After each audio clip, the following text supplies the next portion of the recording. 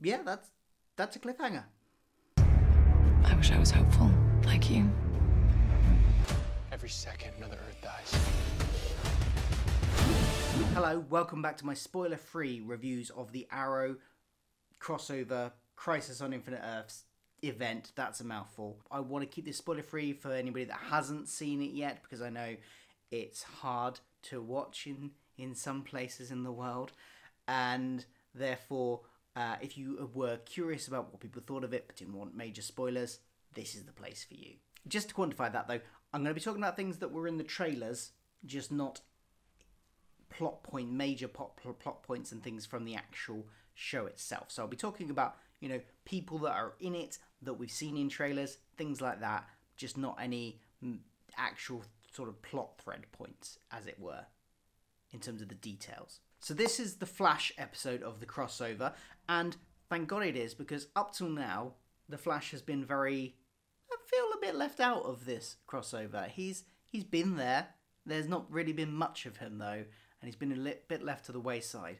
When you've got a universe as big as the Arrowverse has grown, and you're trying to do a crossover event, inevitably not everyone's going to get the same amount of screen time. They're not going to be able to have the screen time in the same episodes, and Flash so far has been a bit left behind. But this time, it's all good. It's his episode, and he gets quite a lot of the focus. And all his supporting cast come over, as I predicted they would.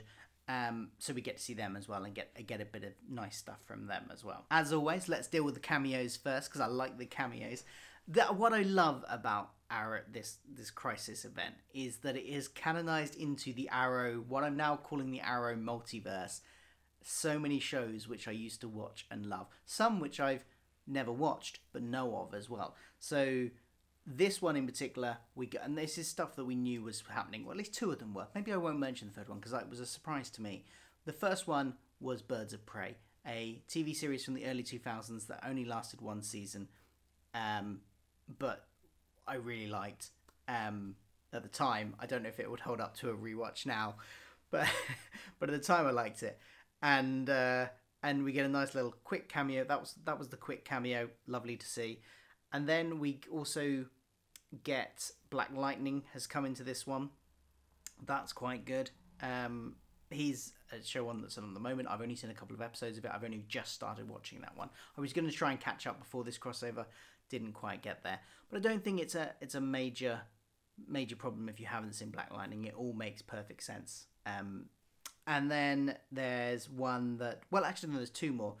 I'm not going to tell you specifically about either of them because I think they tie into the plot too much. But one of them is a show that I don't watch. And up until now, I hadn't had any inkling to watch. But my wife watches. So maybe I'll check it out now. Now that I know it's part of the Arrow multiverse. We'll see. And then the other one is very tied into the plot. So I won't talk about the final crossover at all. But it was a good one, and it paid off quite a lot of emotional beats, I think. Just going back to the Black Lightning crossover quickly, it felt a little bit sudden in terms of he just sort of suddenly appeared and thrust into this situation. And I suppose that, they're restrained on time. I get it. They don't need to they can't do the setup that they did for Brandon Routh's Superman for every thing where they go and find him, but it kind of jarred a little bit that it was very sudden. But, and I was wondering if they would just be that, bring him in to do this thing and then that would be it. But thankfully he does stick around a little bit as well, so that's quite nice, and we get some nice more emotional beats from him later on rather than just sort of showing up and doing an electric thing. So as I said, the main focus is on Barry in this episode, which is absolutely right. It's the Flash episode of the crossover, and all of the emotional beats of the episode are kind of tied around him as well, either directly or indirectly with someone talking to him. And I think that's what this crossover has been missing. We've had some lovely character stuff, absolutely, character development stuff, which has worked really well in the first two episodes, developing relationships, that kind of thing. But what we haven't had so far up until this point was a real sort of emotional kick to it. Something that could pull on your heartstrings, and I think this had this in a couple of different places, all focusing around, well, like I said, either focusing on Barry or him talking to someone and bringing it out in someone else. And that was lovely to see, because I think that's the one thing this crossover has really missed so far. We've had action, we've had character development and emotion and sort of relationship development, but we haven't had the sort of like really sort of emotional kick, and we got that in this episode, which I think, as I said, was needed. Now, this is the sort of mid crossover finale. We've got a whole month to wait before we get the next episode. So, in fact, over a month. 14th of January is the last 2 episodes, both on the same night. Not sure how I'm going to fit in both of those reviews the next day, but it's a point where they had to keep people hanging on, and I was wondering how they were going to build up to that and how they were going to cross over. Actually, they didn't do it in the way I expected them to do with this episode, and with this episode being the Flash episode, I kind of expected them to go in a particular way and ended on a particular note and a particular thing happening, and they didn't end it on that. That's all I'm going to say.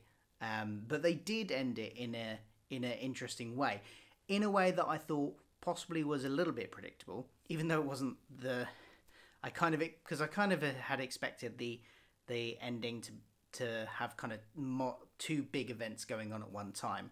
One of them did happen.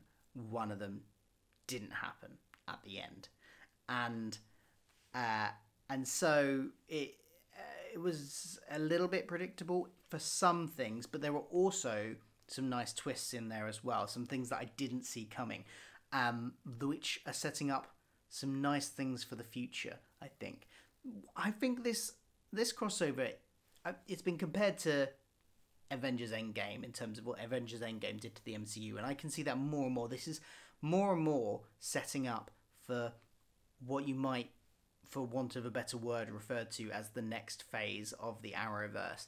There's several things that have appeared already in the previous episodes, and there's a couple more this episode which kind of go, okay, we're establishing a new status quo here. There's some things they're setting up to go on with in existing shows, future shows that they're gonna start and they have in pre-production at the moment, that kind of thing, and that's quite good to see. So in conclusion, I think this episode absolutely did what it needed to do. It upped the stakes massively in terms of the threat.